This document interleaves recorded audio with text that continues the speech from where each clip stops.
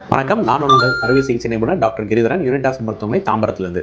இன்னைக்கு நம்ம எதை பத்தி பார்க்க போறோம்னு பார்த்தீங்கன்னா, ஹெர்னியா, அதாவது குடல் இறக்கம். ஹெர்னியானா என்னன்னு பார்த்தீங்கன்னா, அது நம்ம உடம்புல ஒரு மலிவான பகுதியில் குடல் வெளியில தள்ளிட்டு வரது தான் ஹெர்னியான்னு சொல்றோம். நம்ம உடம்புல பார்த்தீங்கன்னா சில மலிவான பகுதிகள் உள்ளன. அதுல முக்கியமான பகுதி நமது தொப்புள். தொப்புள்ல என்ன ஆகும்னு பார்த்தீங்கன்னா, நம்ம பிறக்கும்போது தொப்புள் கொடி விழுகும். தொப்புள் கொடி விழுந்தோடனே அந்த தொப்புள் மூட வேண்டும். அப்படி மூடாம சில பேருக்கு அந்த தொப்புள் கொடி சின்னதா ஒரு சிறிய ஓட்டையாக இருக்கும். அது அவங்க பெருசாகும் போதோ, இல்ல அவங்களோட வளரும் பருவத்திலோ அது ஓட்டை கொஞ்சம் கொஞ்சமா பெருசாகி முக்கியமாக பெண்களுக்கு கர்ப்ப காலத்துக்கு பிறகு அந்த வயிறு ரொம்ப தொலைதூரம் இருக்கும்போது அந்த மலுவான பகுதி வழியாக குடல் இறக்கிறதுக்கு வாய்ப்புகள் உண்டு.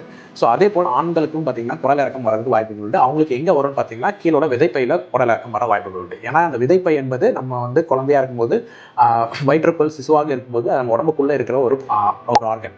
அது பிறக்கிறதுக்கு கொஞ்ச நாள் முன்னாடி வயிற்றுக்குள்ள இருந்து வெளியே கீழே விதைப்பையில நின்றோம். அது வரும்போது அந்த இடத்துல ஒரு ஓட்டை இருக்கும். அந்த ஓட்டையும் பார்த்தீங்கன்னா நம்ம பிறந்ததுக்கு அப்புறம் அது அடைக்கப்பட வேண்டும்.